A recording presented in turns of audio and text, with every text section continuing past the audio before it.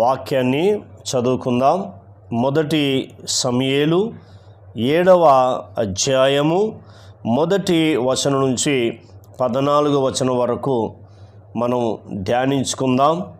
మరి ఇక్కడ మనం చూస్తున్నప్పుడు సమూయేలు కనబడుతున్నాడు. ఇశ్రాయేలు ప్రజలు ఫిలిస్తీన్లు ఉన్నారు. మరి ఇశ్రాయేలు ప్రజలను ఫిలిస్తీన్లు తరుముతా ఉన్నారు. తరిమి వారిని అనేకసార్లు వాళ్ళను ఓడించి వారికి ఉన్న ఆస్తిపాస్తులను వారి ఇళ్లను స్వాధీనం చేసుకొని వారి ఇళ్లలో వారు కాపురం ఉన్నట్టుగా మనకు లేఖనాలు కనబడుతూ ఉన్నాయి. కానీ దేవుడు సమూయేలును ఏర్పరిచాడు.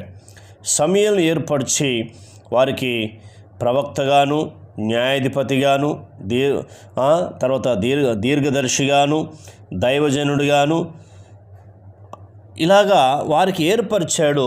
ఇప్పుడు ఆయన వారితో మాట్లాడుతున్నాడు. మనం జాగ్రత్తగా విందాం. సమూయేలు ఇశ్రాయేలీయులు అందరితో ఇట్లనెను, మీ పూర్ణ హృదయముతో యెహోవా యొద్దకు మీరు మల్లుకొనిన ఎడలా. చూసారా, పూర్ణ హృదయముతో యెహోవా యొద్దకు మల్లుకొనిన ఎడలా. వాళ్ళు లోకం వైపు చూశారు, లోక ఆశల వైపు చూశారు, జీవము గల దేవుని వదిలిపెట్టారు. కానీ దేవుడు వారితోనే మాట్లాడుతున్నాడు. మొదటిది.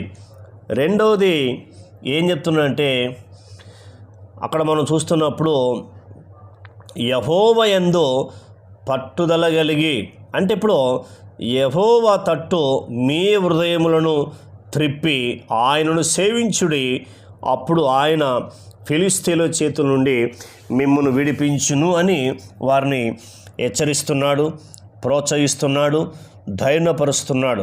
మరి నీ కుటుంబంలో కూడా దుష్టుడు పని చేయకుండా ఉండాలి అంటే, పాపము నీలోనికి రాకుండా ఉండాలి, సమస్యలు, బాధలు, కష్టాలు, పేదరికం, వ్యాధులు నీ దగ్గరికి రాకుండా ఉండాలంటే నీవు సమూయేలులాగా ప్రార్థించే వ్యక్తిగా, ప్రకటించే వ్యక్తిగా, ఆదరించే వ్యక్తిగా, హెచ్చరించే వ్యక్తిగా నీవుంటే దుష్టుడు నీ దగ్గరికి, నీ కుటుంబం రాడు. జాగ్రత్త. రెండోది. మూడోది చెప్తున్నాడు ఏంటంటే, దేవుడు మాట్లాడుతున్నాడు. ఏమని మాట్లాడుతున్నాడంటే, అప్పుడు ఆయన ఫిలిస్తీన్ల చేతుల నుండి మిమ్మును విడిపించును. దేవునికి స్తోత్రం, హల్లెలూయా. అనేకమైన బాధల నుంచి, కష్టాల నుంచి, సమస్యల నుంచి ఆయన విడిపిస్తాడు. గుర్తుంచుకోండి, ఆయన విడిపిస్తాడు అని చెప్తా ఉన్నాడు. ఇప్పుడు 9వ వచనంలో ప్రార్థన చేస్తున్నాడు. సమూయేలు ప్రార్థన చేస్తున్నాడు. ఏమని ప్రార్థన చేస్తున్నాడో మనం విందాం. ఇశ్రాయేలు పక్షముగా యెహోవాను ప్రార్థన చేయగా యెహోవా అతని ప్రార్థన అంగీకరించెను. దేవునికి స్తోత్రం. మరి నీకు భయంకరమైన కష్టాలు, సమస్యలు, బాధలు ఉండొచ్చు. మరి ఎప్పుడైనా ఈ విధంగా ప్రార్థన చేసావా? అవన్నీ తొలగిపోతున్నాయి. నీ జీవితంలో అద్భుతాలు చూడగలుగుతావు, ఆశ్చర్యకార్యాలు చూడగలుగుతావు, గొప్ప గొప్ప మేలులు చూడగలుగుతావు. అతని ప్రార్థన అంగీకరించిన దేవుడు నీ ప్రార్థన కూడా అంగీకరిస్తాడు. నీ ప్రార్థన కూడా అంగీకరిస్తాడు. గుర్తుంచుకోండి. ఎప్పుడైతే సమూయేలు ప్రార్థన అంగీకరించాడో, 5వది ఇక్కడ చూస్తే ఏం జరుగుతుందో మనం చూద్దాం. చూడండి. యెహోవా ఆ దినమున ఫిలిస్తీన్ల మీద మెండుగా ఉరుములు ఉరిమించి వారిని తారుమారు చేయగా వారు ఇశ్రాయేలీయుల చేతిలో ఓడిపోయిరి. దేవునికి స్తోత్రం, హల్లెలూయా. ఇలాంటి ప్రార్థన చేసే వ్యక్తి నీ ఇంట్లో ఉంటే ఏమవుతాడంటే, ఫిలిస్తీన్లు ఓడిపోతాడు, సాతాను ఓడిపోతాడు. ఎందుకో తెలుసా? దేవుడు నీకు యేసు క్రీస్తు ప్రభులో నీకు విజయం ఇచ్చాడు. ఆయన కల్వరి శిలువలో ఆయన నీకు విజయం ఇచ్చాడు. ఆయన గెత్సేమనే తోటలో ప్రార్థన చేస్తున్నప్పుడు సాతాను తలను చితగొట్టి సమస్తము ఆయన పాదాల కింద పెట్టాడు. రోమీయులు రాసిన పత్రిక 16వ అధ్యాయము 20వ వచనము, సాతానును నీ కాళ్ళ కింద శీఘ్రముగా చితక తొక్కిస్తానని వాగ్దానం చేశాడు.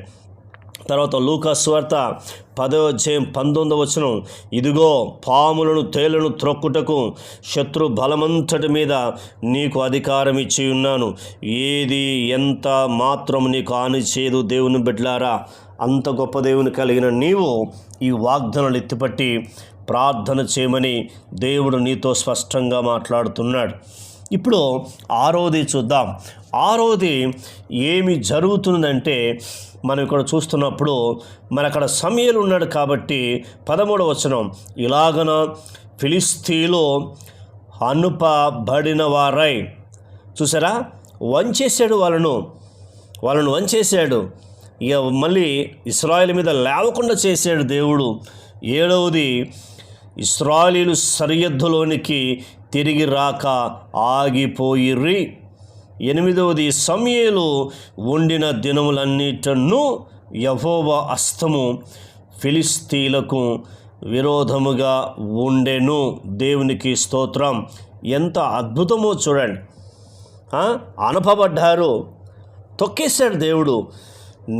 నిన్ను కూడా ఎవడన్నా టచ్ చేస్తే, నీ దగ్గరకు వస్తే దేవుడు ఊరుకోడు, గుర్తుంచుకో. మన పిల్లలను ఎవరైనా ముడితే మనం ఊరుకుంటామా? మన పిల్లల్ని ఎవరైనా కొడుతుండే గాయపడితే ఊరుకుంటామా? నీవు యేసుక్రీస్తు నమ్ముకున్నావు కాబట్టి విశ్వాసం కలిగి ఉండాలి, నమ్మకం కలిగి ఉండాలి, నిరీక్షణ కలిగి ఉండాలి, ప్రార్థన యందు పట్టుదల కలిగి ఉండాలి. కంపల్సరీ దేవుడు నీతోనే ఉన్నాడు, నీకు విజయం ఇస్తాడు. ఇక నీ ఉన్న దినంలో సరిహద్దులో నీ కుటుంబంలోనికి కానీ, నీవు చేస్తున్న వ్యాపారం, ఉద్యోగం, నువ్వు చేస్తున్న పొలం పని ఎక్కడో నీ దగ్గర రాడు వాడు. అంత గొప్ప దేవుని నమ్ముకున్నావు. ఎందుకు చిన్న చిన్న వాటికి కృంగిపోతావు?